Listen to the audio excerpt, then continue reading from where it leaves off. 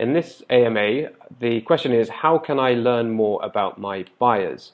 So this really comes down to understanding your buyer personas, and buyer personas are a fictional representation of your ideal customer based on data and research. And once you've spent time on your buyer personas, you'll be able to have a deeper understanding of not only them, but it's also very critical for delivering content and knowing what to write, how to develop the product and which features to prioritize. It can be useful in the sales follow-up and really anything that relates to acquiring new customers or retaining them. So you really need to understand who they are. I've provided a link to a HubSpot blog post which takes you through this in a bit more detail.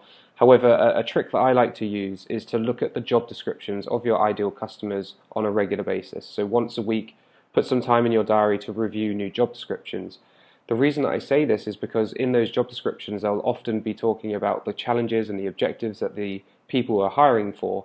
So you'll then be able to learn what their biggest goals and drivers are within their role. And this is really important for you so that when you are reaching out to them through sales or through your marketing content, you're actually creating content that resonates with them and you're having a conversation with them that positions you as an advisor, not just somebody who's trying to market or sell to them. So how do you test this information out? I suggest that you book some calls with potential customers.